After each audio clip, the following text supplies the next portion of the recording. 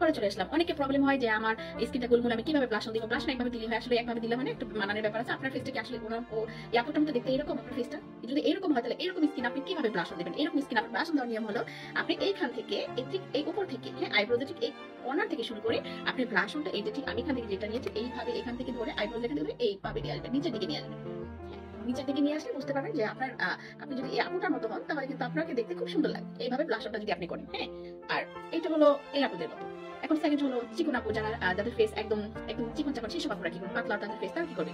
হ্যাঁ, এই আপুটার মতো কি আপনার ফেস? এই আপুটার ফেসটা তাহলে এই আপুটার মতো কিভাবে ব্লাশন করবো? এই আপুটার মতো ব্লাশন করতে হলে এই যে আমি এখানে ব্লাশন দিলাম, তারপর এই আপুটার মতো করতে হলে এই যে আমার এখান থেকে শুধু দিতে হবে। এই যে দেখেন, একটু হাসি দিয়ে নেবেন, হাসি দিয়ে সেম এখান থেকে নিয়ে, তাহলে যে আপুটা একদম পাতলা গোলু গোলু গাল না, সেই আপুটার গালটা কিন্তু সেম এরকম হয়ে যাবে। ফেসটা কিন্তু একদম দেখতে অন্যরকম লাগে। যে আপুটা দেখালাম, যে আপুটা এরকম, এই আপুটার ফেস এরকম, আর যে আপুটা একদম চিকনা পাতলা পাতলা, তাদের কিন্তু এরকম গোলু গোলু হবে। আজকের মতো এখানে। আমার ভিডিওটি অবশ্যই ভালো লাগে, লাইক করো, শেয়ার দিন পাশে।